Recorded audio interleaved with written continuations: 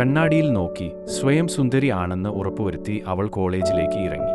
അതിനിടയിലാണ് ഒരു ശബ്ദം കേട്ട് അവൾ തിരിഞ്ഞു നോക്കിയത്. ആളൊഴിഞ്ഞ റോഡിൽ അകലെയായി അവൻ കാത്തു നിൽക്കുന്നുണ്ടായിരുന്നു. ഇത്തവണയെങ്കിലും തന്റെ ഇഷ്ടം തുറന്നു പറയാൻ ആ ചെറുപ്പക്കാരൻ തീരുമാനിച്ചു. അവൻ കാര്യങ്ങൾ തുറന്നു പറഞ്ഞു. പക്ഷേ അത് കേട്ട ഉടനെ അവൾ തല താഴ്ത്തി നിന്നു. ഒന്നും പറയാതെ അവിടെ നിന്ന് പോയി.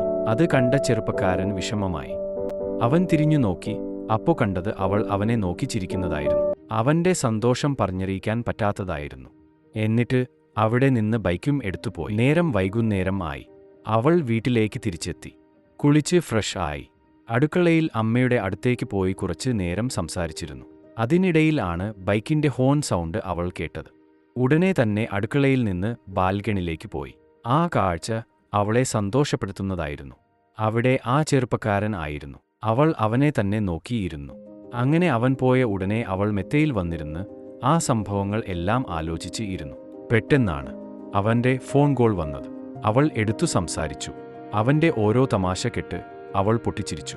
അങ്ങനെ അവൾ പഠിക്കാനായി മേശയിൽ വന്നിരുന്നു.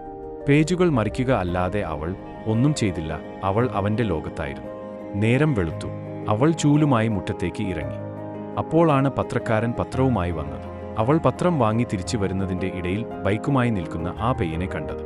അല്പനേരം അവനെ നോക്കി നിന്ന് അവൾ വീടിന്റെ അകത്തേക്ക് ഓടിക്കയറി. നടുറോഡിൽ പതിവ് പോലെ തന്നെ തിരക്കുണ്ട്. അവൾ ഫാൻസി വാങ്ങിക്കാൻ കടയിൽ എത്തി. അപ്പോളാണ് പുറകിൽ നിന്ന് ആരോ അവൾക്ക് വേണ്ടി കമ്മൽ വാങ്ങി വെച്ചിരിക്കുന്നു. സാധനം വാങ്ങി തിരിച്ച് ഇറങ്ങുമ്പോൾ ദേ നിൽക്കുന്നു.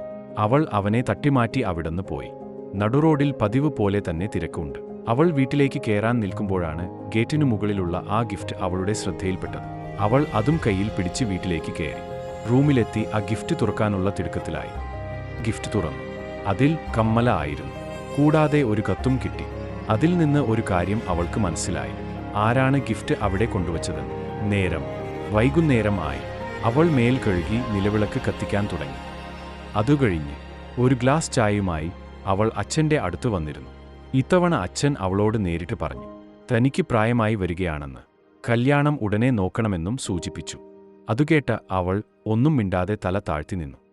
അവിടെ നിന്ന് എണീറ്റ് ഒരു കപ്പ് ചായ എടുത്ത് അവൾ സീരിയൽ കാണാനായി സോഫയിൽ വന്നിരുന്നു.